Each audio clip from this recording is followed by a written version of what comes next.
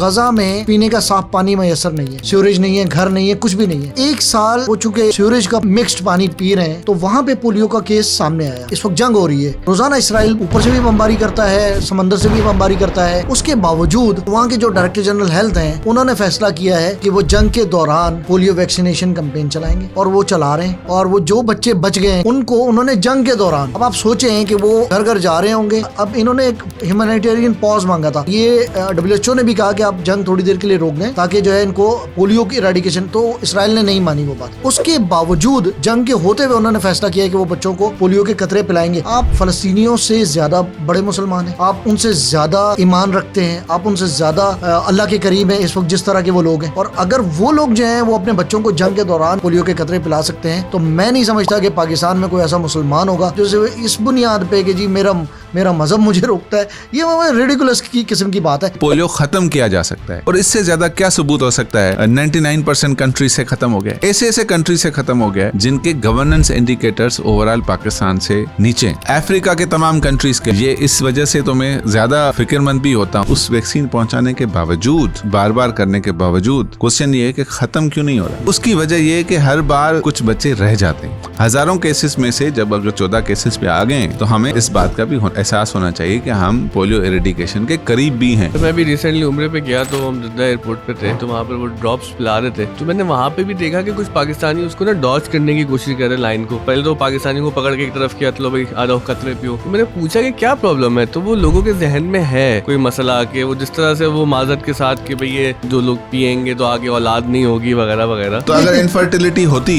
तो फिर तो जो भी उम्रे और हज पे जा रहे हैं उन सबको तो सऊदी एयरपोर्ट पे तो पिला रहे हैं, तो उनके फिर बच्चे ना होते। मुझे कई लोग मिलते हैं, मुझे कहते हैं, मेरे दोस्त, मेरे कुलीग्स जिन्हें बाहर जाना होता है, मुझे कहते हैं कि यार हमें सर्टिफिकेट दिलवा दो, हम कतरे नहीं पिलाना चाहते। जाली सर्टिफिकेट तो हमें चाहिए, लेकिन हम कतरे नहीं पिलाना चाहते। कई दफा ऐसा हुआ है कि मैंने खुद पहले कतरे पिए हैं, मैंने कहा मेरे साथ चलें, मैंने कतरे पिए, मैंने कहा मैंने पी लिए ना, मुझे तो नहीं जाना बाहर, लेकिन आप जा रहे हैं तो अगर मैं पी सकता हूँ तो आपको पीने में क्या तकलीफ है? तो नजम भाई ने बात की कि जिस तरह उन्होंने अपने स्टूडेंट्स को और उनकी फैमिलीज को जिस तरह कन्विंस किया, और खासतौर पे अपने बच्चों को वैक्सीनेट करके और एक रोल मॉडल के तौर पे इन्होंने जो एग्जाम्पल दिया, वो बहुत इम्प्रेसिव है। और इसी तरह हमारी सोसाइटी में हर जिम्मेदार शख्स को करना पड़ेगा। पब्लिक हेल्थ में सोशल रिस्पॉन्सिबिलिटी है, जिसकी वजह से लीगल भी और मॉरल रिस्पॉन्सिबिलिटी भी हो जाती है। इसे प्राइवेट लाइफ का मसला नहीं है, वो फैसला सिर्फ आपकी प्राइवेट लाइफ का नहीं है। अस्सलाम वालेकुम। दुनिया में सिर्फ ऐसे 2 ममालिक हैं कि जहाँ पर अब भी पोलियो वायरस मौजूद है, और ये हमारे लिए बहुत तशवीश और शर्मिंदगी की बात है कि उन 2 ममालिक में से एक पाकिस्तान है और दूसरा अफ़गानिस्तान। आज के पॉडकास्ट में हमें ज्वाइन किया है सिंध में जो पोलियो मिशन को हेड कर रहे हैं जनाब इरशाद सोडर साहब ने। हम जानेंगे कि इनकी एफ़र्ट्स पोलियो के ख़ात्मे के हवाले से क्या रही हैं, और हमें बतौर शहरी, बतौर मुअल्लिम, और जो भी हम अब इस समाज में अपना किरदार अदा कर रहे हैं, उसमें रहते हुए पोलियो वायरस के ख़िलाफ़ कैसे इनका साथ देना है। इरशाद साहब, बहुत बहुत शुक्रिया आपकी तशरीफ़ आवरी का। आज हमारे पॉडकास्ट में मेरे को होस्ट जनाब वकार भट्टी साहब हैं। वकार भट्टी साहब पाकिस्तान का एक बहुत ही जाना माना चेहरा है सहाफ़त में, ख़ास तौर पर हेल्थ पर जो इनका काम है मौजूदा ज़माने में, मैंने तो बहाल कहीं और इतना जामे और अच्छा काम नहीं देखा। भट्टी साहब, बहुत बहुत शुक्रिया। तो सबसे पहले मैं चाहूँगा कि इरशाद साहब का जो टेक्निकल तारुफ़ है वो आप करवाएं। अवामी तारुफ़ तो मैंने करवा दिया। बहुत शुक्रिया नजम भाई, आपने हमें दावत दी। मैंने आपसे रिक्वेस्ट की थी कि सोडर साहब से हम थोड़ा सा बात करते हैं। ये वैसे टीवी पे बात करते रहते हैं, प्रिंट में, इलेक्ट्रॉनिक मीडिया पे, लेकिन ये जो सोशल मीडिया पे जो बातें हो सकती हैं वो ज़ाहिर सी बात है कि कन्वेंशनल मीडिया में नहीं हो सकती। इरशाद सोडर साहब जो हैं ये प्रोविंशियल कोऑर्डिनेटर हैं, सूबाई कोऑर्डिनेटर हैं एमरजेंसी ऑपरेशन सेंटर सिंध के, और ये वो इदारा है जो कि हर सूबे में EOCs बने हुए हैं। एक नेशनल EOC है, national emergency operation centre for polio eradication, वो इस्लामाबाद में है, और सिंध में जो EOC है उसको इरशाद सोडर साहब हेड करते हैं। अच्छा सर, हम जानना चाहेंगे कि जो आपकी एफर्ट्स हैं पोलियो के हवाले से, एक कैंपेन कराची में चल भी रही है, तो अभी एज वी स्पीक जो कैंपेन है उसमें क्या एफर्ट्स आप लोगों की रही हैं अभी तक? Thank you Najam, first of all for inviting me and taking up this very important subject. बहुत ही important, जैसे आपने कहा हमारी पूरी कौम के लिए ये एक ना सिर्फ तशवीशनाक बल्कि शर्मिंदगी का भी बायस होता है कि हम जो है पूरी दुनिया में एक ऐसा मुल्क हैं अफ़गानिस्तान के साथ जहाँ एक डिज़ीज़ जो 99% कंट्रीज ने ख़त्म कर दी है, इरेडिकेट कर दी है। वहाँ पे उन किसी बच्चे को पोलियो का कोई केस नहीं आता, और हमारे पास अभी तक वो जो है डिस्पाइट ऑफ द फैक्ट के वैक्सीन भी मौजूद है, हेल्थ सिस्टम जो है वो मौजूद है, पोलियो प्रोग्राम पूरा जो है कैंपेन्स रन करता है पूरे कंट्री में। हम नेशनल इम्यूनाइजेशन डेज कहते हैं उसको, NIDs, जिसमें हम हर दरवाजे पे जाके दस्तखत देते हैं। हमारा जो फ्रंट लाइन वर्कर है पोलियो का, वो हर डोर नॉक करता है और बच्चों को वैक्सीन जो है पहुंचाने की कोशिश करता है। लेकिन उसके बावजूद जो है वो पाकिस्तान में पोलियो के वायरस की सर्कुलेशन चल रही है, और सिर्फ इस साल जो है 14 बच्चे जो है पूरे पाकिस्तान में पोलियो से अफेक्ट हुए हैं। तो क्योंकि कराची एक बड़ा इकोनॉमिक हब है सारे पूरे मुल्क से, यहाँ पे पॉपुलेशन जो है वो बस रही है, मूवमेंट बहुत ज़्यादा है इकोनॉमिक एक्टिविटी की वजह से, सारे प्रोविंसेस से, बाकी शहरों से। तो उस वजह से यहाँ पे सर्कुलेशन भी, डेंस पॉपुलेशन पॉकेट्स हैं, उस वजह से सर्कुलेशन वायरस की ज़्यादा होती है, जिसकी वजह से हम सिंध गवर्नमेंट ने एक स्पेशल पोलियो कैंपेन जो है वो ऑर्गेनाइज़ की, जो आजकल 15 अगस्त से जो हमने शुरू की और चल रही है। ये स्पेशल मैं इसलिए कह रहा हूँ कि रूटीन में हम जो है जो पोलियो कैंपेन्स करते हैं उसमें ओरल पोलियो वैक्सीन के ड्रॉप्स देते हैं सिर्फ, लेकिन इस बार हम जो है जो IPV होती है, इनएक्टिवेटेड पोलियो वायरस, जो रूटीन में इंजेक्शन के थ्रू टीकों की सूरत में बच्चों को लगता है, उसका हम एक जदीद टेक्नोलॉजी के थ्रू फ्रैक्शनल डोज दे रहे हैं, इसलिए इसको फ्रैक्शनल IPV कहते हैं। और वो एक मॉडर्न टेक्नोलॉजी है, नीडल लेस एक इंजेक्टर होता है, बगैर नीडल के वो बच्चे को लगती है तो बच्चे को दर्द भी नहीं होता। तो अक्सर क्योंकि देखा गया है कि माएँ जो है वो बच्चों को इसलिए इस वजह से भी कभी कभी टीका नहीं लगवाती या पूरे टीके नहीं लगवाती, कुछ लगवा दिए कुछ रह गया, क्योंकि बच्चा रोता भी है, दर्द भी होता है। तो इससे जो है बच्चे को बिल्कुल दर्द नहीं होता। और एक इफेक्टिव डोज उसका जो रिसर्च अवेलेबल है कि जिसको FIPV फ्रैक्शनल डोज मिलता है, तो उस बच्चे की इम्यूनिटी जो है वो बहुत ज़्यादा बढ़ जाती है। जब बच्चे की इम्यूनिटी बढ़ जाती है, इसका मतलब वो बच्चा जो है इस सर्कुलेशन के बावजूद जो है महफूज हो जाता है।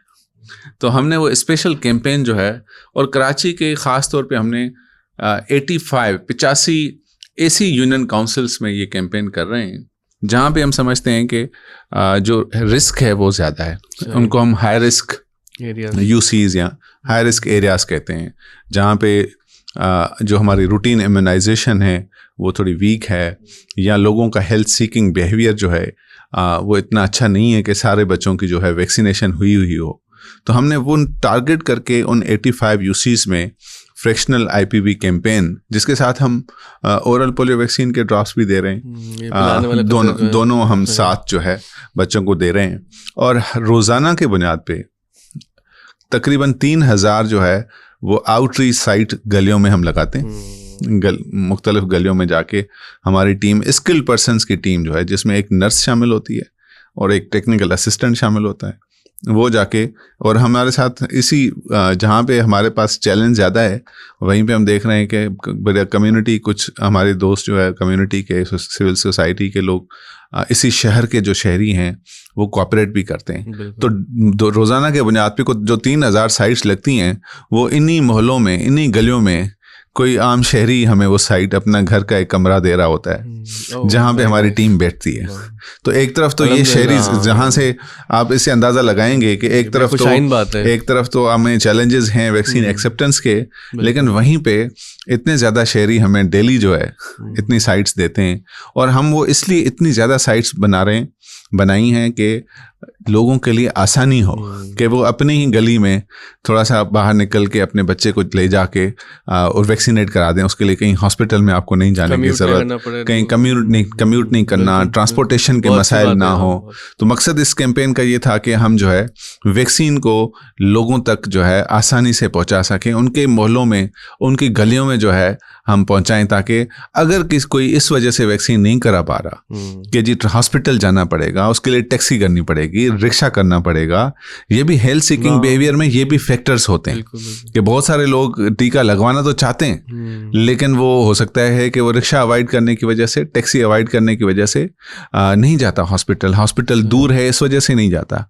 तो ये स्पेशल कैंपेन हमने प्लान की कि हम मोहल्लों में, गलियों में जाके और स्किल्ड पर्सन्स के थ्रू, ताकि वो वैक्सीन सही भी लगे, उसके लिए हमने ट्रेंड जो एजुकेटेड हमारी नर्सिंग स्कूल से जो स्टूडेंट्स हैं, वो नर्सेज हमने हायर की, वो जो सुबह को उन मोहल्लों में जाती हैं और शाम को फिर जो है वापस जाती हैं। फिर हमारी जो पोलियो वर्कर्स हैं उसी दौरान वो एक तरफ तो हमारी जो स्किल्ड पर्सन्स हैं वो एक आउटरीच साइट पे बैठती हैं उसी गली में, और हमारे पोलियो वर्कर्स हर दरवाजे पे जाके दस्तखत दे रहे हैं कि यहाँ पे इस घर में, आपके ही मोहल्ले में, इस गली में एक टीम बैठी हुई है हिफाजती टीके लगाने के लिए, तो काइंडली आप जो है मेहरबानी करके अपने 5 साल से कम उम्र के जो बच्चे हैं उनको ले आकर उस घर में, उस कोने में, तो आप डोर स्टेप सर्विस ही दे रहे हैं, डोर स्टेप ही सर्विस दे रहे हैं, उसी गली में ही लग रही है, ठीक है।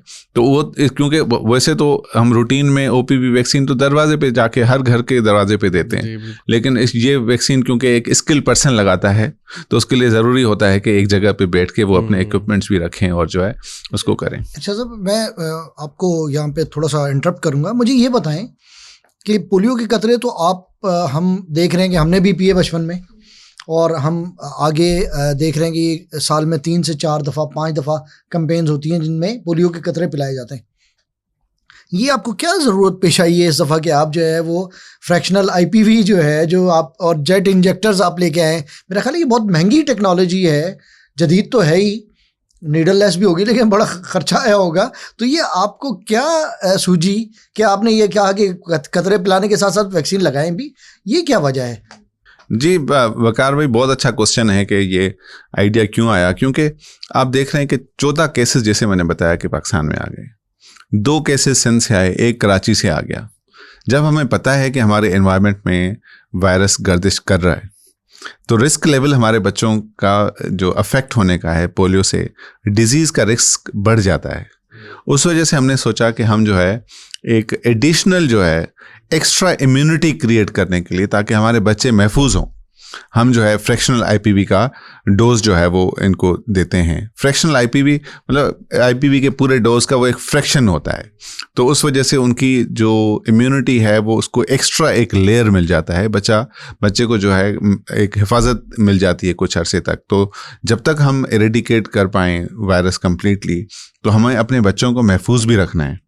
वो पोलियो को एरेडिकेट करना तो हमारा बिल्कुल मकसद है, लेकिन इस टाइम इस सर्कुलेशन में बच्चों की अगर इम्यूनिटी हम जो है इन्हांस कर लेते हैं, एक्स्ट्रा लेयर ऑफ इम्यूनिटी दे देते हैं, तो वो उनकी हिफाजत भी होती है उस डिजीज़ से, और जो है वो हमें वायरस को कंट्रोल करने में भी, सर्कुलेशन को स्टॉप करने में भी हेल्प करेगा। दैट इज़ वाई कि हम जो है, और यही वजह है कि जैसे आपने कहा कि इट इज़ डेफिनेटली कॉस्टली, लेकिन हमारे बच्चों की सेहत से ज़्यादा तो कोई चीज़ नहीं है ना। और देखें ना, ये बड़ी बात अक्सर तनकीद करते हैं हम रियासत पे, हुकूमतों पे, कि आप तालीम पे इन्वेस्ट नहीं करते, सेहत पे इन्वेस्ट नहीं करते। तो मेरे ख्याल से तो बड़ा अच्छा कदम है कि ये इन्वेस्टमेंट होना शुरू हुई है, इन्वेस्टमेंट बड़ी है, तो ये तो काबिल सताइश अमल है जी। अच्छा, मैं एक और चीज़ आपसे जानना चाह रहा था। 14 केसेस हैं पूरे पाकिस्तान में, ज़्यादातर इस वक्त 11 केसेस बलूचिस्तान से हैं, 1 पंजाब से केस है, 2 सिंध से हैं, 1 कराची से और 1 शिकारपुर से मेरा ख्याल है जी। ये तो बहुत कम केसेस हैं। इसके मुकाबले में हमारे पास बहुत सारी दीगर बीमारियां हैं, डायरिया, नमूनिया और वो बीमारियां जिनके नतीजे में बहुत ज़्यादा अमवात हो रही होती हैं। पोलियो पे इतना एम्फेसिस क्यों है? मतलब 14 केसेस, मतलब ये समझ में नहीं आता। मुझे तो समझ में आता है, मैं लोगों को बताना चाहता हूँ कि 14 केसेस जो हैं वो, और उनमें 2 सिंध के, 1 कराची का, और उसके लिए आप इतनी एफर्ट कर रहे हैं। आज इतवार का दिन है, आज आप पूरी, मुझे पता है अभी आज रात में एक मीटिंग है आपकी, आप अपनी घर वालों को छोड़ छाड़ के आप लगे हुए हैं। ये मसला क्या है आखिर? देखिए वकार भाई, यही वजह है कि ये जो कैंपेन्स हो रही हैं, इतनी ज़्यादा जो हम कैंपेन्स करते हैं, लोग शिकायत भी करते हैं कि आप बार बार आ जाते हैं हमारे वर्कर्स से, यही वजह है कि इन कैंपेन्स की वजह से केसेस कम हैं। तो अगर 1 केस भी है तो मतलब अगर पूरे मुल्क में 1 केस भी है ना, तो इसका मतलब है कि ख़तरा पूरे मुल्क में है। वो डिजीज स्प्रेड होने का खतरा हर बच्चे के लिए है पूरे मुल्क में। और ये केसेस कम होने का मतलब है कि ये प्रोग्राम कुछ काम कर रहा है। इसका मकसद है कि वैक्सीन काम कर रही है। अगर ये कैंपेन्स हम ना करते, हम अगर इतने बच्चों तक वैक्सीन ना पहुंचाते तो ये केसेस ज़्यादा होते। तो इस साइंटिफिकली आप देखेंगे कि इतनी इंटेंस सर्कुलेशन होने के बावजूद एनवायरनमेंट में हर जगह पे आपको, हर शहर, बड़े शहरों में आपको मिल रहा है वायरस जो है। आपको वायरस कराची के तमाम डिस्ट्रिक्ट्स में वायरस मिल रहा है, आपको हैदराबाद में मिल रहा है, आपको कोयटा में मिल रहा है, पेशावर में मिल रहा है, इस्लामाबाद में मिल रहा है, तो मुल्तान में वायरस मिला आपको। तो आप इसके बावजूद अगर कम केसेस हैं तो इसका मतलब है कि वैक्सीन काम कर रही है। और इसी वजह से ज़्यादा लाजिम हो जाता है कि हम इस काम को जारी रखें, हम वैक्सीन को बार बार बच्चों तक पहुंचाएं। हाँ, लेकिन रीज़न ये है कि उस वैक्सीन पहुंचाने के बावजूद, बार बार करने के बावजूद, क्वेश्चन ये है कि ख़त्म क्यों नहीं हो रहा। वो उसकी वजह ये है कि हर बार कुछ बच्चे रह जाते हैं। अगर हम तमाम बच्चों तक वैक्सीन पहुंचा सकें तो फिर तो एरेडिकेशन हो जाएगी। अगर 3 अच्छी कैंपेन्स हो जाएं तब भी एरेडिकेशन हो जाएगी। लेकिन हर कैंपेन में एक अच्छा तादाद जो है बच्चों का मुख्तलिफ वजूहात की वजह से, जिसमें पेरेंट्स का रिफ्यूज़ल जो है एक बड़ा इशू है, गलत फहमियों की वजह से बच्चे रह जाते हैं, तो उस वायरस मौजूद रहता है। तो जब तक वायरस मौजूद रहता है तो ख़तरा मौजूद है, तो ख़तरा मौजूद है तो हमें कैंपेन करनी चाहिए। और क्यों ज़्यादा इसकी इम्पोर्टेंट ये है, बात समझने की है कि चंद डिजीज़ हैं जो इरेडिकेट हो सकती हैं। 99% मुल्कों में ये डिजीज इरेडिकेट हो गई है। इसका मतलब कि जड़ से खत्म, इस वायरस का वजूद ही खत्म हो जाएगा। अगर हम पाकिस्तान में और फिर अफगानिस्तान में ये सही कैंपेन्स हों, हर बच्चे तक वैक्सीन पहुंचे, तो एक वायरस जड़ से इरेडिकेट हो जाएगा, एलिमिनेट हो जाएगा। इसका मतलब है कि वंस एलिमिनेशन हो जाती है तो फ्यूचर में कोई भी बच्चा, ना सिर्फ इस नस्ल का, मुस्तकबिल के नस्ल का, कभी भी जो है इस डिजीज से जो है अफेक्ट नहीं होगा। आपको पता है आज तक एक डिजीज जो है वो एरेडिकेट हुई है, स्मॉल पॉक्स।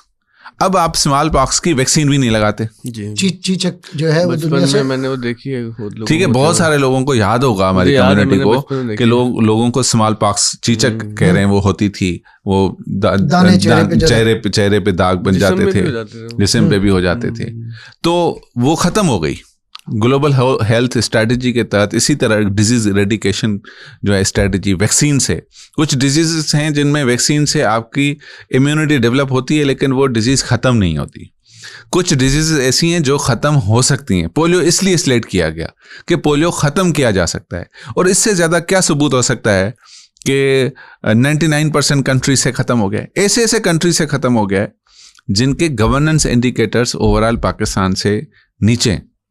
अफ्रीका के तमाम कंट्रीज़ के लिए हमें तो ये इस वजह से तो मैं ज़्यादा मतलब फ़िक्रमंद भी होता हूँ। सर, नंबर 1 ऑब्स्टेकल क्या है आपके नज़दीक? ये जो हम कैंपेन पूरी नहीं कर पाते हैं या पेरेंट्स रिफ्यूज़ करते हैं, तो अगर आप लिस्ट डाउन करें, वो मिस चिल्ड्रन है, उसमें रिफ्यूजल्स भी शामिल हैं और बाकी चीज़ें भी, ये क्या वजह क्या है आखिर?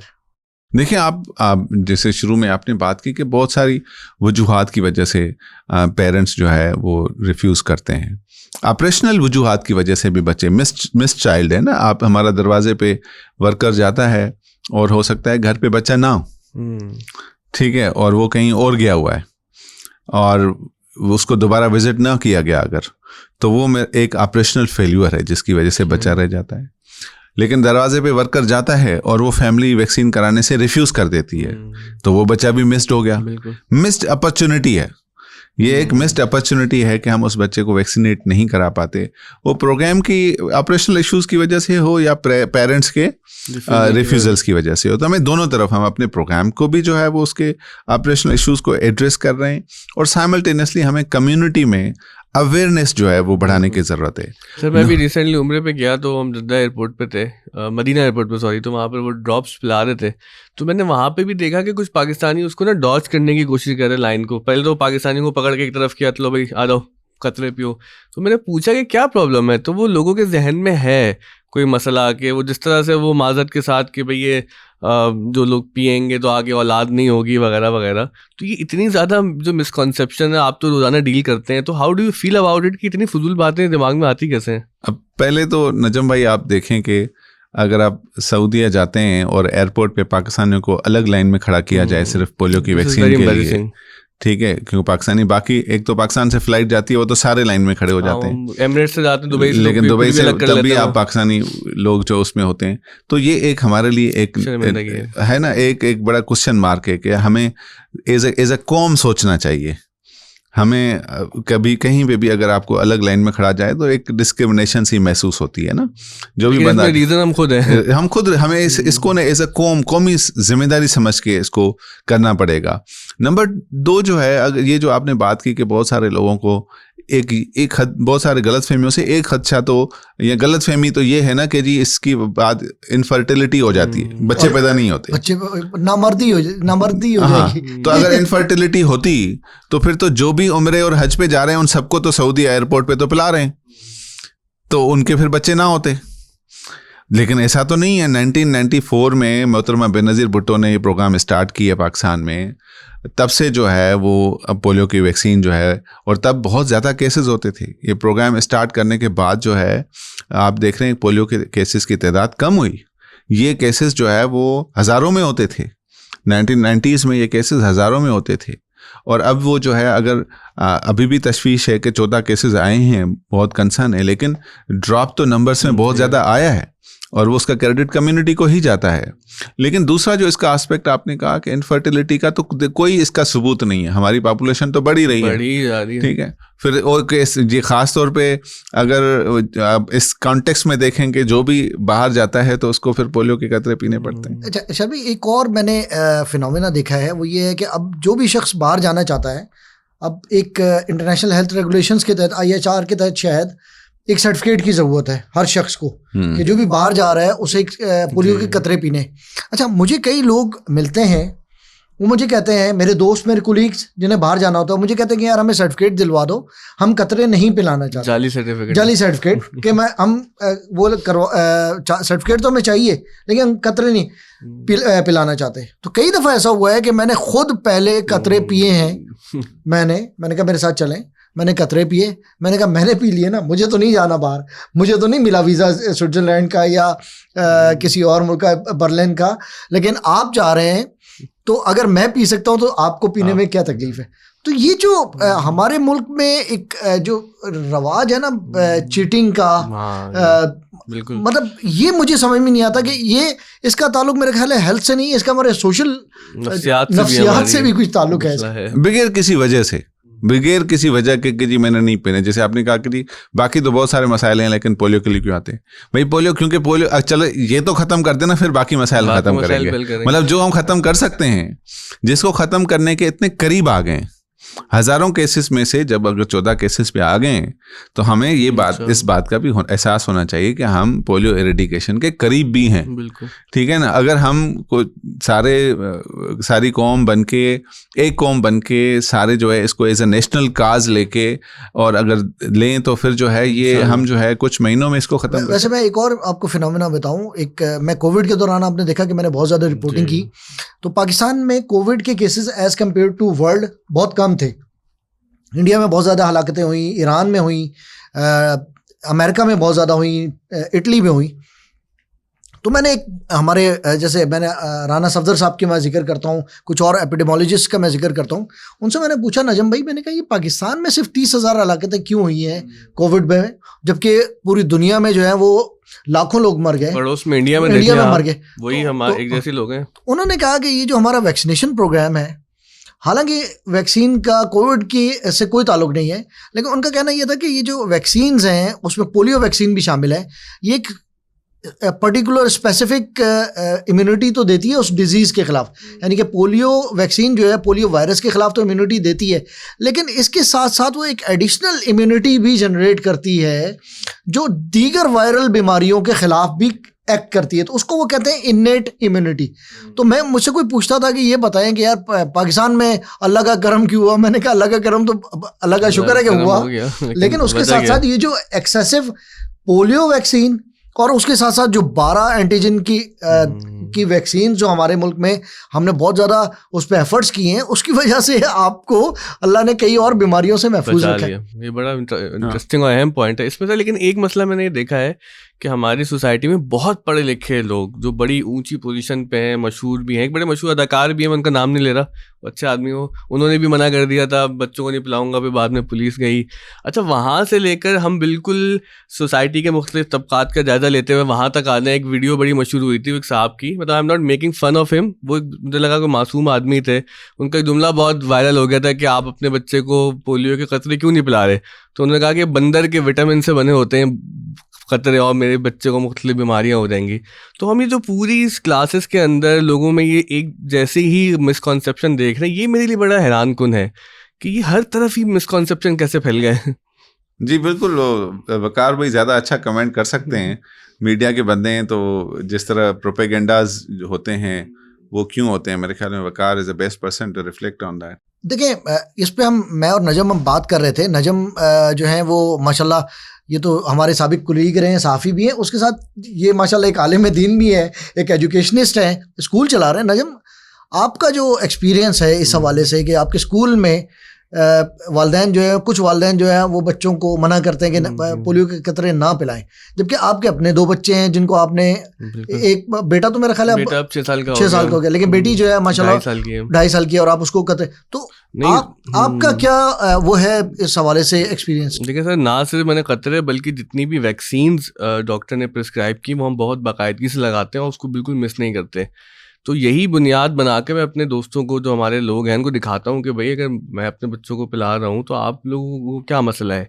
अच्छा, जहाँ तक हमारे स्कूल की बात है, ऑफ द स्कूल की, तो इस साल माशाल्लाह से 3000 से ज़्यादा तलबा तालिबात पढ़ रहे हैं। ये सारा हमारा वेलफेयर एक सेटअप है और अल्हम्दुलिल्लाह एक मस्जिद और मदरसे में ही हो रहा है सारा काम। तो लाइक एक मजहबी ओपिनियन लीडर वाला फैमिली का तो हमारा मामला है।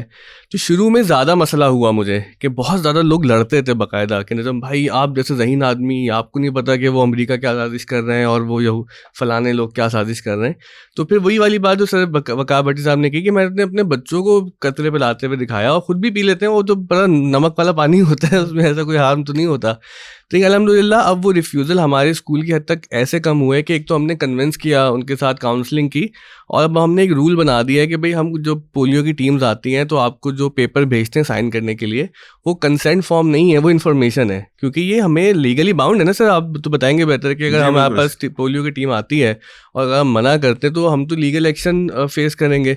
तो हमने दोनों काम किए, मतलब मैं ट्रूली अगर आपको बताऊँ ना, सारी शुगर कोट नहीं करूँगा, कि जहाँ तक मजहबी तौर पर उनको समझा सकते हैं, काउंसलिंग कर सकते हैं, नफसियाती तौर पर अपने आप को सामने रख सकते हैं कि भाई हम भी पी रहे हैं, कतरे वैक्सीन लगवा रहे हैं, लेकिन दूसरी जानिब सख्ती भी की है। तो जैसे रियासत सख्ती कर रही है, ये इस मसले में नागुज़ीर है कि जहाँ लोगों को काउंसलिंग करके हम कायल कर सकते हैं, काउंसलिंग कर रहे हैं, वरना हमें कह दिया है कि अगर आप को बच्चों को पोलियो के कतरे नहीं पिलवाने तो फिर आप किसी और स्कूल में चले आएँ। तो अल्हम्दुलिल्लाह वो नौबत कभी नहीं आई कि किसी पेरेंट ने इसलिए एडमिशन कैंसिल करवा दिया हो कि हम किसी और स्कूल में जाएंगे, वैसे भी हम फ्री पढ़ा रहे हैं।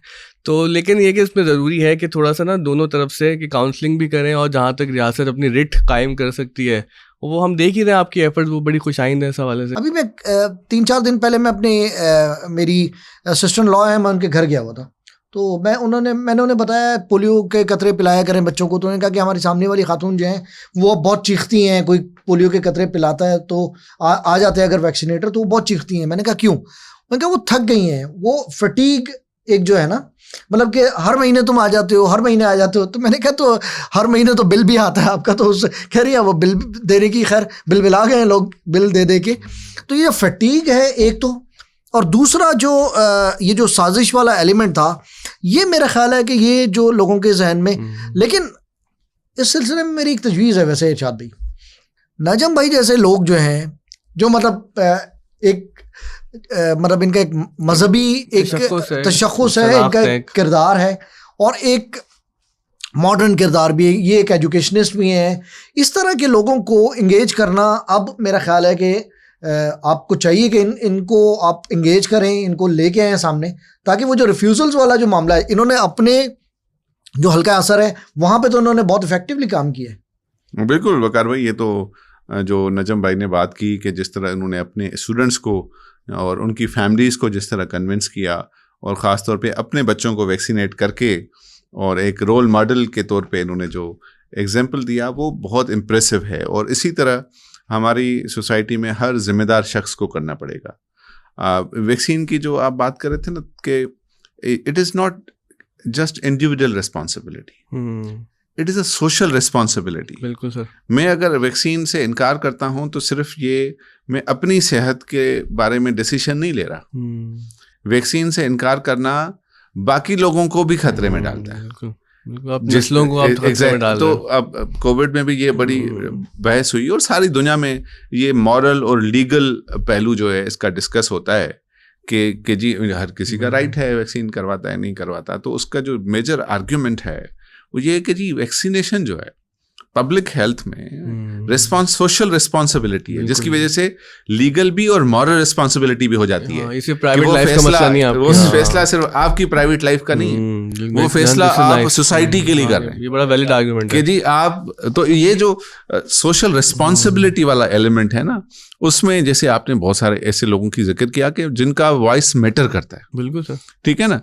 हो सकता है कुछ वालिदैन ऐसे हैं जिनकी नॉलेज इतनी नहीं है, जिनकी इतनी अवेयरनेस नहीं है, लेकिन उन्होंने ऐसे किसी बंदे को सुन लिया कि जो वैक्सीनेट नहीं करा रहा, जिसका वॉइस मैटर करता है, तो बहुत नेगेटिव एक उसका जो है इको होता है। ऐसा हम जानते हैं, हम देखते हैं वो वॉइस भी हम सुनते हैं। और उनके पास कोई ना साइंसी कोई साइंटिफिक कोई सबूत होगा, ना कोई बात होगी, ना कोई लॉजिक वो लोग हमें भी शक की निगाह से देखते हैं। मतलब मैं तो ये भी ताना सुना है कि आप तो शिवलिंग से पढ़ के आए लंदन से 1 साल और आपको हुकूमत बरतानिया ने स्कॉलरशिप दी, वो चक्कर तो नहीं है जो पोलियो में खतरे होगी आप बात कर रहे हैं। लेकिन देखिए एक और अब जहाँ तक मजहबी एलिमेंट का ताल्लुक है, इन्होंने जो पोलियो प्रोग्राम है, इन्होंने एक पूरी किताब छापी है जिसमें हर मकतबा फ़िक्र के उलमा के फतवे मौजूद हैं जो ये साबित करते हैं कि भाई ये हराम नहीं है। 300 से ज़्यादा फतवाएं हैं। अच्छा। और बहुत बड़े उलमाए कराम के जो है वो फतवाएं हैं। इसमें फिर एक और देखें, अब तो पढ़ने लिखने का तो रुझान वैसे भी इस कौम में नहीं रहा। अगर ये जो जिन लोगों से आपने रब्ता किया, क्या ये आपके पास वीडियो मैसेजेस हैं उन उलमा के, मसलन तकी उस्मानी साहब के हो गए, मुफ्ती मुनीबुर रहमान साहब के हो गए, अब रागिब नईमी साहब जो हैं वो इस वक्त इस्लामी आइडियोलॉजी काउंसिल के हेड हैं, तो उनके तो बल्कि आए हुए मैसेजेस हमने टीवी पे भी चलते हैं, बिल्कुल टीवी पे भी चलते हैं, सोशल मीडिया पे भी चलते हैं। हाँ, लेकिन इनको मजीद आगे बढ़ाने की जरूरत है, ये बताने की जरूरत है लोगों को, मतलब इनको रिपीट करने की जरूरत है ड्यूरिंग कैंपेन्स के। ये देखें, जिन लोगों को आप फॉलो करते हैं उन लोगों के अगर मैसेजेस इस तरह के हैं, मसला हमारे जो उलमा जयद उलमाए किराम है उन इस मामले में सब एक सफ पे हैं और सबने बावाज़े बुलंद होकर इस मामले में अपना किरदार अदा किया है। लेकिन हैरत है माशरे पर कि जब वो ट्रिकल डाउन इफेक्ट नहीं आता ना, कि इतने मुफ्ती तकी उस्मानी साहब, मुफ्ती मुनीबुर रहमान साहब, अब ये तो अथॉरिटी हैं अपने मसालिक के अंदर, अब जब इनकी भी बात नहीं सुनी जा रही तो फिर दिल मगमूम होता है कि यार ये मसला है क्या। अच्छा, मैं नजीम भाई, अब पोलियो पे हमने काफ़ी बात कर ली, मैं आपको थोड़ा सा कुछ वैक्सीन्स पे, थोड़ा सा बच्चों के और दीगर चीज़ों पे मैं आपको बताऊं।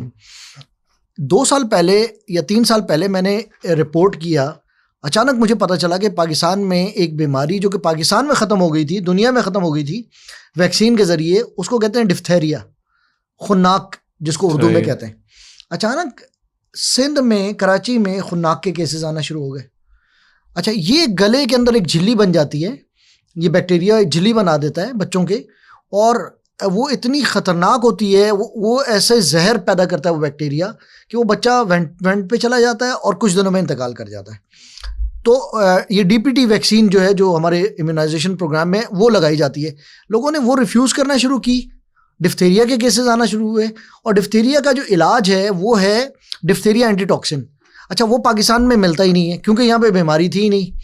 जो हमारे यंग डॉक्टर्स थे उन्हें उस बीमारी का नहीं पता था कि ये बीमारी चूँकि ख़त्म हो चुकी थी, तो वो बीमारी हमारे यहाँ दोबारा आई। फिर टेटनस, न्यूनेटल टेटनस, ये बीमारी आना शुरू हो गई हमारे यहाँ। तो जो गिर जाते हैं साइकिल से, तो इंजेक्शन लगता है, वो तो खैर वही।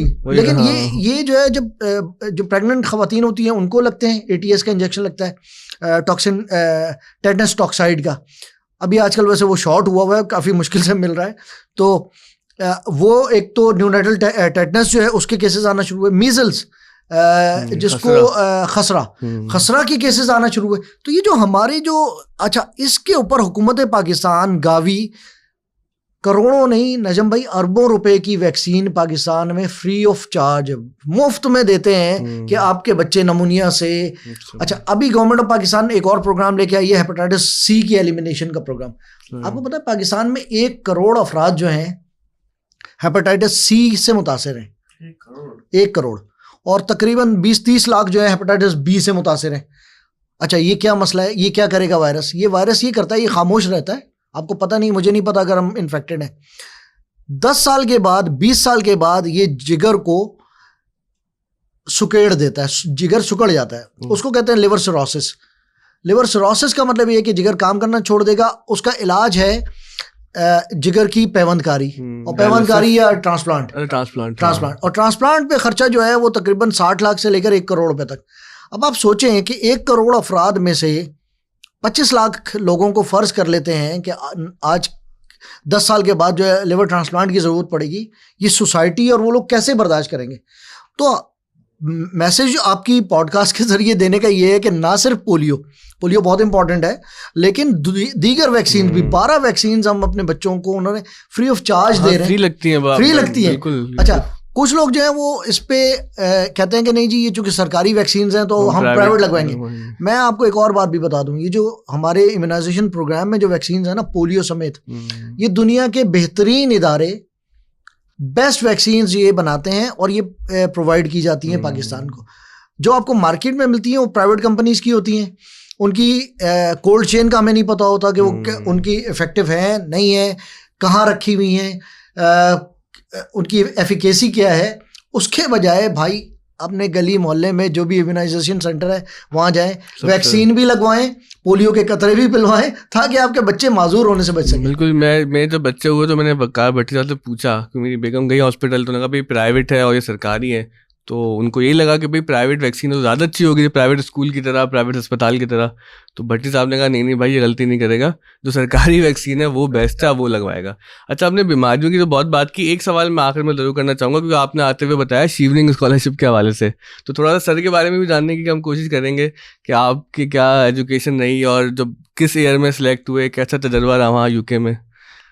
शिवलिंग का बहुत अच्छा एक्सपीरियंस। ऑब्वियसली शिवलिंग एल्यूमिनाई आपको पता है बहुत अच्छी प्रेस्टिजियस स्कॉलरशिप है, आपको अपॉर्चुनिटी मिलती है यूके में 1 साल पढ़ने के लिए। I went to London School of Economics. मैंने masters in governance and public management में मैंने मास्टर्स किया।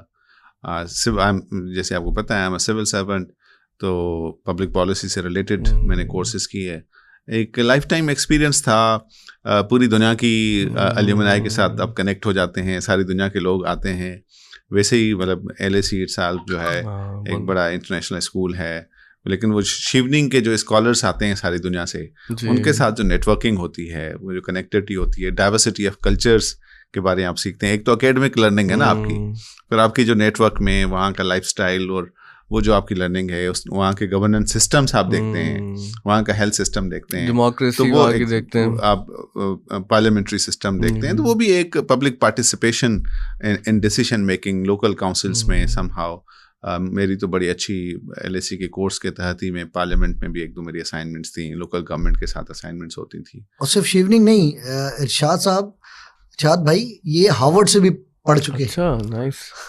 उसके बाद फिर ऑब्वियसली मैं वापस आया शिवलिंग से, तो I served as deputy commissioner Chitral, deputy commissioner Nowshera in KP Khyber Pakhtunkhwa, ज़्यादा सर्विस मैंने वहाँ पे की। और फिर आई केम टू सिंध, और Sindh is my home province, और यहाँ पे मैं चीफ सेक्रेटरी ऑफिस में रहा कुछ अर्सा। फिर मैं डिप्टी कमिश्नर साउथ रहा हूँ फॉर 2.5 years, और फिर मैं एक और स्कॉलरशिप पे जो है वो हार्वर्ड चला गया एक मास्टर्स के लिए। तो लास्ट ईयर ही मैंने वो masters in public administration, Kennedy school of government, Harvard का स्कूल है, वहाँ से जो है किया। और कोविड के दौरान जो है ये मैं DC साउथ था, तो वही वैक्सीनेशन के साथ पब्लिक हेल्थ मैनेजमेंट सारा टाइम होगा आपके तो लिए। वो बड़ा चैलेंजिंग भी था, लेकिन सेटिस्फाइंग भी था कि इतने बड़े पेंडेमिक में हम गवर्नमेंट के में मतलब एक ऐसी असाइनमेंट पे था जहाँ मैं डायरेक्टली एक डिस्ट्रिक्ट को मैनेज कर रहा था। और तो मेरी पब्लिक हेल्थ में उस वजह से एक इंटरेस्ट भी डेवलप हुआ कि मतलब दिस इज़ वेरी इंपॉर्टेंट, जिसकी वजह से मैंने MPA के दौरान कुछ पब्लिक हेल्थ के कोर्सेज भी किया। अगेन अमेरिका का बड़ा अच्छा एजुकेशन सिस्टम और वहाँ के गवर्नेंस स्ट्रक्चर्स वो देखने का मौका मिला। And that's why I got वैसे एक इसमें जुमला मोतरज़ा ये कि पाकिस्तानियों को अमरीकी साजिश हर चीज़ में नज़र आती है, लेकिन जाना उनका दिल चाहता है कि वो जाएं तो अमेरिका ही जाएं। अगर उन्हें मौका मिले तो अमेरिका जाना है, और वैसे जो है उन्हें अमेरिका जो है वो खैर ये तो जुमला है कि वो क्वालिटी ऑफ लाइफ बहुत बेहतर है वहाँ का सिस्टम। लेकिन हमें ना वकार भाई, हमें देखें, अगर दुनिया के साथ कॉम्पीट करना है, अपने मुल्क में भी कंट्रीब्यूट करना है, तो अपनी कैपेसिटी पे हमें काम करना पड़ता है। तो आप अगर वर्ल्ड क्लास इंस्टीट्यूशंस में अल्लाह ताला मौका देता है, आप पढ़ते हैं, तो वो एक बहुत बड़ी, कल अब सर्व मैंने अपने मुल्क को ही करना है ना, मैं बरतानिया से पढ़ूँ, अमेरिका से पढ़ूँ, वो स्कॉलरशिप्स पे हम पढ़ें और वापस आके यहीं पे सर्व कर रहे हैं, यहीं पे सर्व करने की कोशिश कर रहे हैं, लोगों की खिदमत मैं सर छोटी सी एग्जांपल दूं वकार साहब को कि जब मैं द न्यूज़ में आया, पहली जॉब मैंने वकार साहब के साथ ही की, तो उससे पहले हमें ना वो जियो और द न्यूज़ जंग के बारे में बताया जाता था कि मुल्क दुश्मन इदारा है और ये लोग बड़े साजिशी लोग होते हैं। तो एक हफ्ते तक तो मैं देखता रहा वो कौन साजिशी लोग है, तो ये बैठे होते थे या और लोग हम जैसे ही होते थे। फिर बाद में समझ आया कि यार ये जो बहुत सी साजिशी थीरीज होती हैं लोगों के बारे में, जब आप जाके इंटरेक्ट करते हैं तो वो फिर क्लियर होना शुरू होती है। इसलिए इवनिंग पे गए लंदन, अजीब अजीब बातें सुनी हुई थी वेस्ट के बारे में, वहाँ जाके पता चला कि ठीक है मामला मुख्तलिफ भी हैं, कुछ अखलाकी कदरें भी अलग हैं, लेकिन at the end of the हम सभी इंसान हैं, अपनी अपनी तहजीब, अपने अपने मामलात के साथ ज़िंदगी गुजार रहे हैं। तो एक्सपोजर बड़ा इंपॉर्टेंट है। मुझे बड़ी खुशी हुई आपकी स्टोरी सुन के कि एक ना सिस्टम में ट्रस्ट दोबारा से ज़रा पैदा होता है कि यार नहीं, ऐसे लोग अगर इस सिस्टम में हमारे लिए काम कर रहे हैं तो इंशाल्लाह खैर की उम्मीद यहाँ पर है और चीज़ें बेहतरी की तरफ जाएंगी, क्योंकि आजकल लोगों में उम्मीद बड़ी कम होती गई है। कुछ हालात ज़ाहिर है मुल्क के ऐसे हैं, तो अल्लाह ताला करे कि आप जैसे मजीद लोग आगे आएँ और इस मुल्क की बागडोर संभालें, ताकि लोगों में ट्रस्ट सिस्टम में मजीद बढ़े। नहीं इसी तरह अभी मैं बस आपकी बात काटते हुए मैं ये कह रहा हूँ कि मेरा जितने लोगों से वास्ता पड़ा है, खासतौर पे पोलियो प्रोग्राम में, आपको पता best of the best officials Pakistan के सिविल सर्विस के जो टॉप के लोग होते हैं। अभी वहाँ पे अनवारुल हक साहब हैं जो फेडरल कोऑर्डिनेटर हैं, किसी दिन आप आए वहाँ पे या वो आए तो मैं आपको मिलवाऊंगा, बहुत शानदार आदमी। इस मैं राना सफदर साहब का जिक्र करता हूँ, मैं उनका बहुत बड़ा फ़ैन हूँ, मतलब एपिडेमोलॉजी में he is one of the best persons in the world. ठीक है, उन्होंने अपनी ज़िंदगी खपा दी पोलियो ख़त्म करने में। अच्छा, वो बेचारा जब पोलियो एरेडिकेशन के करीब पहुंचता था उसको हटा दिया जाता था, क्रेडिट लेने के चक्कर में किसी और को लगा देते थे। वो जो है वो प्रोग्राम जो है ना वो, तो अभी वो आप सर की मौजूदगी में सहाफ़ियों वाली बातें हम कम करेंगे, अच्छा है, इसके बाद करेंगे। लास्ट में मुझे एक बात बताएं, मैंने कहीं पढ़ा है कि जो पोलियो इरेडिकेशन के लिए डेफिनेटली आप लोग एफर्ट कर रहे हैं, हम जो कर सकते कर रहे हैं, लेकिन ये वायरस फैलने के असबाब क्या है, इसका कुछ हमें बता सकेंगे कि क्यों फैलता है ये वायरस? कुछ सुएज वगैरह का भी मामला, पोलियो वायरस। अच्छा भी आप पहले, उसके बाद फिर मेरे ख्याल में आपने ज़्यादा रिपोर्टिंग की है पोलियो पे। तो नहीं, देखिए मैं तो खैर पोलियो, आप डायरेक्टली इसमें इन्वॉल्व हैं। देखिए बात ये है कि पोलियो वायरस जो है ना वो इंसानी जो आंतें हैं, जो बड़ी आंत बेसिकली उसमें मौजूद रहता है, और ये वहाँ पे लार्ज इंटेस्टाइन में जहाँ पे हमारा स्टूल जो होता है वहाँ पे होता है। और ओरल पोलियो वैक्सीन, जो पोलियो के खतरे हैं वो भी इसीलिए पिलाए जाते हैं कि वहाँ से जाके वो गट में जाते हैं, इसको बाईपास करके आपके स्टमक को, और वहाँ पे जाके वो एक इम्यूनिटी क्रिएट करते हैं ताकि वायरस जो है वो मल्टीप्लाई ना कर सके, और जब मल्टीप्लाई नहीं करता तो वो ख़त्म होता है, और जब वो ख़त्म होता है तो दूसरे लोग उससे महफूज रहते हैं। होता ये है कि जिन बच्चों में इम्यूनिटी कमज़ोर होती है, उन्होंने पोलियो के कतरे नहीं पिए हुए, उनके जो बड़ी आंत है उसमें पोलियो वायरस मौजूद होता है, वो मल्टीप्लाई करता है, बढ़ता है, और वो फिर सिक्रीट होता है सीवेज में, और वो वहाँ से, और जिस तरह का हमारा सिस्टम है वो वापस आके, वो इसको फीको ओरल रूट कहते हैं, वो वापस आता है उसको जहाँ। अच्छा, ये वायरस इतना चालाक है कि इसको पता होता है कि कौन कमज़ोर बच्चा है, जिसकी इम्यूनिटी कमजोर है, जिस वल्नरेबल होगा, वो उस बच्चे को अटैक करता है, उसको पैरालाइज कर देता है, उसके सेंट्रल नर्वस सिस्टम को अटैक करता है। अच्छा, कुछ लोग समझते हैं कि ये सिर्फ माजूर कर रहा है। ये जो 14 बच्चे हैं ना जो हमारे मुल्क में पोलियो से मुतासर हुए, इनमें से एक इंतकाल भी कर चुका है बदकिस्मती से, तो एक बच्चा इसके नतीजे में जहाँ भाग भी हो चुका है। तो मेरी तो जो अंडरस्टैंडिंग है, जो मुझे पता है, वो तो ये है इरशाद भाई कि आप क्या सही बता रहे हैं, और फीकल रूट है, और इसी वजह से आपको, क्योंकि स्टूल में वो वायरस गट में रेप्लिकेट होता है और फिर स्टूल में पास होता है, जिसकी वजह से आपको सीवेज में मिलता है। जी, जो हम एनवायरमेंटल सैंपल्स लेते हैं वो सीवेज वाटर से एक्चुअली कलेक्ट करते हैं और लेबोरेटरी भेजते हैं। तो वहाँ पता लगता है कि जी किस इलाके में मतलब वो स्टूल के थ्रू पास होके सीवेज में ही मिलते हैं। तो ऑब्वियसली बच्चे जो है वो हमारे आपको स्लम्स में पर्टिकुलरली लो इनकम एरियाज में जो है वो बच्चे खेल रहे होते हैं गलियों में। तो उस वजह से वो दोबारा हाइजीन अच्छी ना होने की वजह से हैंड वॉश की प्रैक्टिसेस कम हैं, उस वजह से दोबारा जो है वो बच्चों के गट में आ जाता है और इस वजह वो इसी तरह वो सर्कुलेट कर रहा होता है। तो वैक्सीन जितना हम वैक्सीन गट्स में भेजते हैं तो वायरस को जगह नहीं मिलती रेप्लिकेट करने की, गट इम्यूनिटी क्रिएट हो जाती है। That's why it is important. क्योंकि हम भी जो स्कूल चला रहे हैं हमारे पास भी नहीं कोई मसला नहीं है, लोड शेडिंग हो गई ठीक है चलने दो, पॉडकास्ट चलने दो, तो वो जनरेटर चल जाएगा, कोई मसला नहीं है। तो हमारे पास जो स्कूल में तो ये जो लो इनकम फैमिलीज से बहुत ज़्यादा बच्चे आते हैं, तो ये बिल्कुल इसीलिए मैंने सवाल किया कि आपको अपनी हाइजीन का भी ख्याल करना है और एक बार एक होलिस्टिक सा प्रॉब्लम है। अगर कोई कंक्लूडिंग थॉट्स आप दोनों के, आप स्कूल आए, हम कुछ चाहेंगे कि आपसे कुछ कलिमात खैर सुन लें ताकि हमारे लिए भी यादगार हो जाए। मेरी तरफ से तो ये कि नजम भाई मैं दूसरी दफ़ा आया हूँ आपके पास। अच्छा, आप छोटे भाइयों की तरह है, मेरे सामने आपने प्रोफेशन स्टार्ट किया, आपको बहुत छोटे से बड़ा होते हुए देखा। अभी बड़े तो हाँ, बड़े तो खैर अभी भी आप नहीं हुए, अभी भी आप माशाल्लाह उतने के उतने ही है दर्जे में। आप जाहिर सी बात है कि इम्पोर्टेंस आपकी बड़ी है। ये जो आप काम कर रहे हैं ना, ये है ज़रूरत इस वक्त। आपका स्कूल देखा 3000 बच्चे और 100 रुपए में, 100 रुपए ना जी, 100 रुपए में किसी बच्चे को तालीम देना। 100 रुपए में इस वक्त जो है ना वो अंडे नहीं आते 1 दर्जन, बल्कि आधा दर्जन भी अंडे नहीं आते। डबल रोटी भी अब 100 रुपए की नहीं आ रही, उसमें आप पूरे महीने की तालीम दे रहे हैं।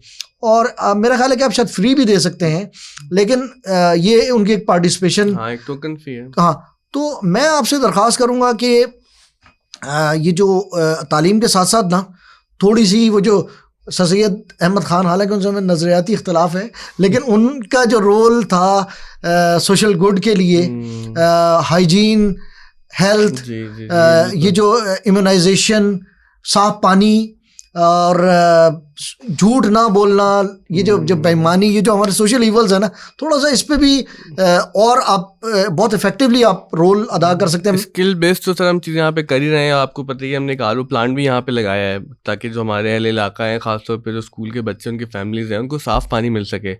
अच्छा, वही मसला कि पाकिस्तान में जो प्रॉब्लम है ना वो बड़े मल्टी डायमेंशनल है और बड़े इंटरवाइंड है एक दूसरे से, कि हमने ये फील किया कि बच्चे को हम तालीम के लिए जो भी कोशिश कर रहे हैं अल्लाह ताला करवा रहे हैं, इसमें हमारा कोई ज़ाती कमाल तो नहीं है, लेकिन उस बच्चे के घर में लाइट ही नहीं 12 घंटे, तो वो कपड़े इस्त्री नहीं कर रहा, तो हमने ये किया सर कि हमने कहा यूनिफॉर्म ही नहीं है।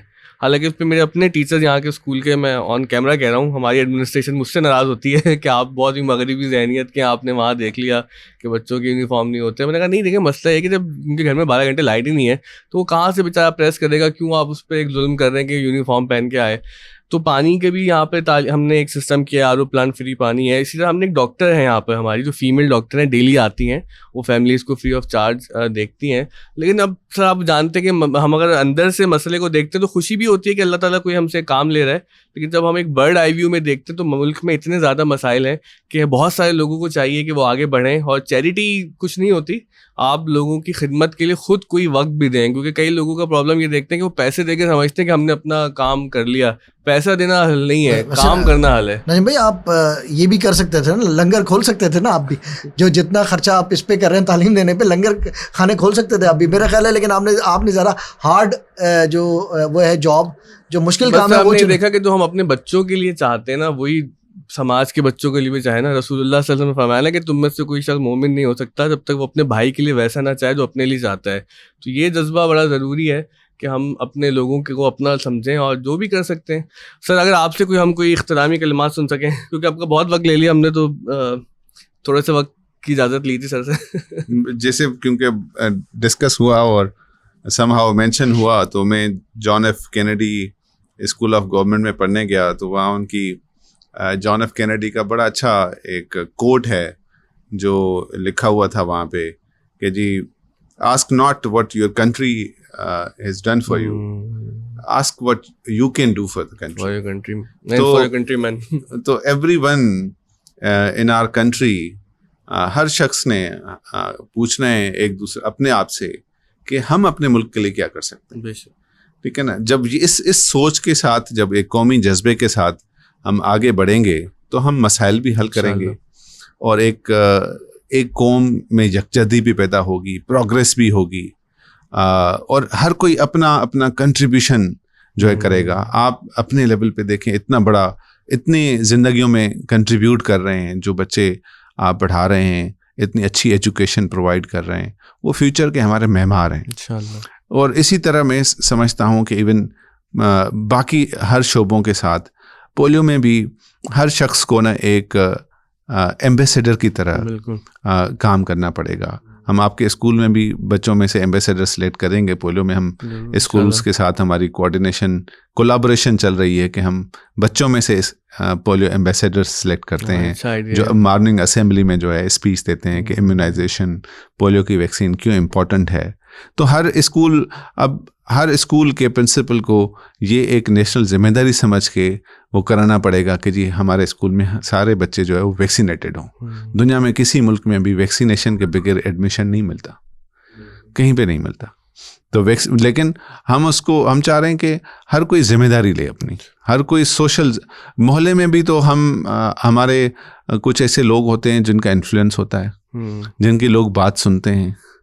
तो बाकी बातें तो हम लोगों को सुना रहे हैं, कोई अच्छी बातें सुनाएं, लोगों को ऐसी करें रागिब इस तरफ के जी अपनी सेहत का ख्याल रखें, वैक्सीनेशन के लिए सपोर्ट करें। गवर्नमेंट अपनी पूरी कोशिश कर रही है। गवर्नमेंट ऑफ सिंध का जो है चीफ मिनिस्टर साहब हमारे खुद जो है वो मॉनिटर करते हैं, परफॉर्मेंस रिव्यूज़ और सारे रिसोर्सेज हमें अवेलेबल होते हैं। आज फील्ड में चीफ सेक्रेटरी सिंध खुद जो है पोलियो के कैंपेन की फील्ड में हमारे साथ थे, और हमारे तमाम commissioners, deputy commissioners, assistant commissioners, health के DHOs वो पूरी कैंपेन में एक्टिव होते हैं। हमारा जो फ्रंट लाइन वर्कर है पोलियो का, आप देखें आज बारिश भी हो रही थी, ठीक है, बारिश हो रही थी, लेकिन आप फील्ड में जाएंगे पोलियो के कैंपेन के दौरान तो उस बारिश में भी वो दरवाजे पे नाक दे रहे होंगे कि जी अपने बच्चों को, वो बारिश हो, धूप हो, गर्मी हो, हमारा फ्रंट लाइन वर्कर जो है ना वो एक हीरो है।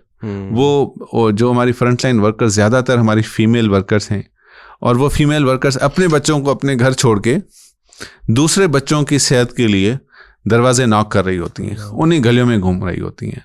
तो हम सब पे फ़र्ज़ है कि हम उनकी हौसला अफजाई करें, उनको इज़्ज़त की निगाह से देखें कि वो हमारे मुस्तकबिल के बच्चों के लिए हमारे वाकईन हीरो ये लोग हैं कि जो हमारे के लिए हर बच्चे ने जो है, हर बच्चे का मुस्तकबिल जब जो है सेफ होगा, वो स्ट्रांग होगा, सेहतमंद होगा, तो कल को वो फ्यूचर का अरशद नदीम होगा, ठीक है ना। वो हमारे लिए गोल्ड मेडल जीतेगा। हमारे हर बच्चे पे हमने इन्वेस्ट करना है, तभी जाके हम एक मजबूत जो है कौम की तरह प्रॉस्पर करेंगे। एक और बात ये बीच में आखिर में आपने कहा, लेकिन मुझे याद आ गई, इस वक्त 2 ममालिक के अलावा एक तीसरा मुल्क है जहाँ पर पोलियो के केस सामने आया है। अच्छा, वो तो बीच में आते रहते हैं, लेकिन अभी हुआ ये है कि पिछले साल 7 अक्टूबर को हमास गज़ा इसराइल वॉर शुरू हुई, और अब गज़ा में पीने का साफ पानी मैसर नहीं है, सीवरेज नहीं है, घर नहीं है, कुछ भी नहीं है। तो 1 साल वो चूँकि सीवरेज का मिक्स्ड पानी पी रहे हैं, तो वहाँ पे पोलियो का केस सामने आया। तो वहाँ के जो डायरेक्टर जनरल हेल्थ हैं डॉक्टर मिधत, उनसे मेरा रोज़ाना की बुनियाद पर रब्ता होता है। तो मैं इरशाद भाई को बता रहा था कि इस वक्त जंग हो रही है, रोज़ाना इसराइल ऊपर से भी बमबारी करता है, समंदर से भी बमबारी करता है, ड्रोन्स भी आते हैं। उसके बावजूद उन्होंने फ़ैसला किया है कि वो जंग के दौरान पोलियो वैक्सीनेशन कैंपेन चलाएंगे, और वो चला रहे हैं। और वो जो बच्चे बच गए हैं, क्योंकि बच्चे तो 30,000 बच्चे तो इसराइल मार चुका है, लेकिन वो ट्विंस बच्चों की जो शहादत हुई है पैदाइश के फौरन बाद, तो वो, लेकिन जो बच्चे बच गए हैं उनको उन्होंने जंग के दौरान, अब आप सोचें कि वो घर घर जा रहे होंगे, क्योंकि बाहर से तो अब इन्होंने एक ह्यूमैनिटेरियन पॉज मांगा था कि भाई और ये WHO ने भी कहा कि आप जंग थोड़ी देर के लिए रोक दें ताकि जो है इनको पोलियो की इरेडिकेशन, तो इसराइल ने नहीं मानी वो बात। उसके बावजूद जंग के होते हुए उन्होंने फैसला किया कि वो बच्चों को पोलियो के कतरे पिलाएंगे। आप फ़लस्तीनियों से ज़्यादा बड़े मुसलमान हैं, आप उनसे ज़्यादा ईमान रखते हैं, आप उनसे ज़्यादा अल्लाह के करीब हैं इस वक्त जिस तरह के वो लोग हैं। और अगर वो लोग जो हैं वो अपने बच्चों को जंग के दौरान जो है पोलियो के कतरे पिला सकते हैं। तो मैं नहीं समझता कि पाकिस्तान में कोई ऐसा मुसलमान होगा जो सिर्फ इस बुनियाद पे कि जी मेरा मज़हब मुझे रोकता है, ये रेडिकुलस की किस्म की बात है। तो मैं आपको कहूँगा कि हम इसको उनसे सबक सीखें और आएँ और अपने बच्चों को जो है ना वैक्सीनेट करवाएं। सर बहुत पावरफुल बात की आपने, और मेरे ख्याल से इस बात के बाद भी अगर आप में से और हम में से कोई शख्स ये समझता है कि पोलियो के कतरे नहीं पिलाने चाहिए तो हमें पोलियो के साथ दीगर अमराज का भी ज़हनी अमराज का भी इलाज करवाना पड़ेगा। बहुत पावरफुल गुफ्तगू थी वक़ार भट्टी साहब की। इरशाद साहब ने बहुत ही एक्सप्लेन अच्छे से किया, और उनकी जितनी भी एफर्ट्स हैं हम तो सर आपको सलाम करते हैं, और बड़ी खुशी हुई है जान के इतनी डिटेल में कि जितनी कोशिश आपकी जानिब से हो रही है, अल्लाह ताला इस कोशिश का रंग लेके आए और हम देखें ज़िंदगी के अंदर क्या जब हम पाकिस्तान से बाद दीगर एयरपोर्ट्स पर जाएँ तो हमें अलग लाइन में करके पोलियो के कतरे ना पीने पड़े। मैंने अपने बेटे हसन को बताया था कि भाई तुम 5 साल हो जाओगे तो फिर पोलियो के कतरे नहीं पीने पड़ेंगे। अब जब वो एयरपोर्ट पे जाते तो कहते पापा यहाँ क्यों पिला रहे हैं लोग, आप भी क्यों पी रहे हैं, आप तो इतने बड़े हैं। तो ये कितनी ज़्यादा शर्मिंदगी की बात है कि ना हम अपने बच्चों को मुंह दिखाने के काबिल हैं, ना दुनिया में हमें इस हवाले से कोई इज्जत मिलती है। तो बहुत बहुत शुक्रिया आप दोनों हज़रात का। उम्मीद करते हैं कि इंशाल्लाह हम ऐसा पाकिस्तान देखेंगे जल्द जहाँ पर पोलियो का एक केस भी नहीं होगा, और इंशाल्लाह इस बीमारी को हम सब मिल के शिकस्त देंगे। शुक्रिया। बहुत शुक्रिया।